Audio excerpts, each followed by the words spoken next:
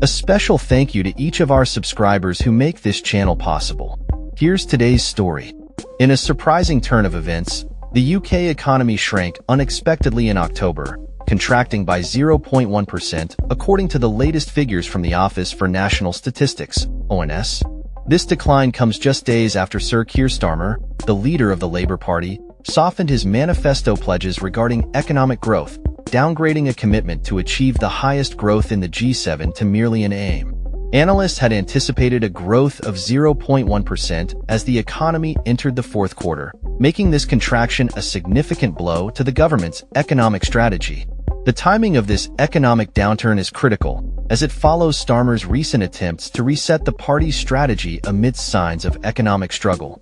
The Labour leader's shift in rhetoric has raised concerns about the party's commitment to economic growth and the potential impact on public perception ahead of future elections. Adding to the political tensions, the UK government is facing the threat of renewed strikes as trade unions clash with ministers over public sector pay. The government has insisted that workers, including doctors, nurses, and teachers, can only expect inflation-adjusted salary increases if they demonstrate higher productivity. Union leaders have warned that industrial action is inevitable unless the government improves its initial pay offer of a mere 2.8% for the upcoming year, which barely surpasses the forecasted inflation rate of 2.6%. This standoff comes as independent pay review bodies begin to assess salary recommendations for the public sector, raising the stakes for both sides. In a bid to address the housing crisis, Prime Minister Starmer has announced reforms aimed at prioritizing home construction over environmental considerations. New planning rules unveiled recently mandate councils to deliver 370,000 homes annually, with the government pledging to intervene if local plans falter. Starmer emphasized the need to balance housing demands with environmental concerns, asserting that the desire for housing must take precedence. Meanwhile, Energy Secretary Ed Miliband is pushing for a significant expansion of renewable energy infrastructure, proposing to classify wind turbines and solar farms as nationally significant infrastructure projects. This move would streamline the approval process for green energy projects, effectively limiting the power of local residents and councils to contest these developments. The government anticipates that this change could unlock £40 billion in investments annually until 2030, as part of Miliband's Clean Power 2030 action plan. On the transportation front, Chancellor Rachel Reeves has tempered expectations regarding a proposed new railway line between Birmingham and Manchester, which was suggested as an alternative to the cancelled HS2 leg.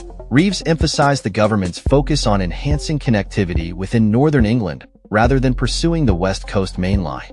Her remarks came as she vowed to integrate regional growth into governmental objectives, highlighting a departure from previous Conservative administrations that failed to deliver on their levelling up promises. In the realm of foreign policy, Health Secretary Wes Streeting criticized the UK's previous inaction regarding Syria, suggesting that a more decisive response could have prevented Bashar al-Assad from consolidating power. His comments reflect a growing sentiment within the Labour Party to reassess past positions on military intervention, particularly in light of geopolitical shifts. The contentious case of Shamima Begum, who left the UK to join ISIS, continues to stir debate. The Attorney General has labelled the decision to strip her of citizenship as extremely draconian, arguing that she should have been allowed to return to the UK to contest the ruling. Begum remains in a detention camp in Syria, having faced multiple legal challenges to regain her citizenship. In a bold proposal to address the backlog in Crown courts, ministers are considering abandoning jury trials for certain criminal cases.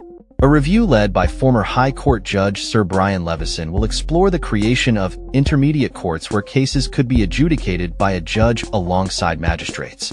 This initiative aims to alleviate the unprecedented delays plaguing the justice system and ensure timely resolutions for victims and defendants alike.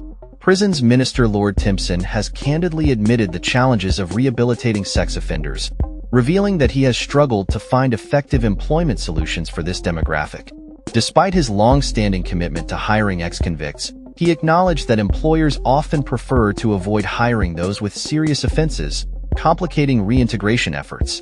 In a lighter yet revealing exchange, Prime Minister Starmer defended the traditional British sandwich against criticisms from opposition leader Kemi Badenoch, who dismissed it as not real food. This humorous debate underscores the ongoing cultural and political divides within British society, even as more pressing economic and social issues loom large. As the UK navigates these complex challenges, the interplay between economic performance, public sector negotiations, housing policies, and international relations will undoubtedly shape the political landscape in the months to come. With strikes on the horizon and critical decisions pending, the government faces a pivotal moment that could redefine its approach to governance and public service. That's all for this story. We upload videos every day covering many different subjects, so hit that subscribe button to stay informed. Thanks for watching.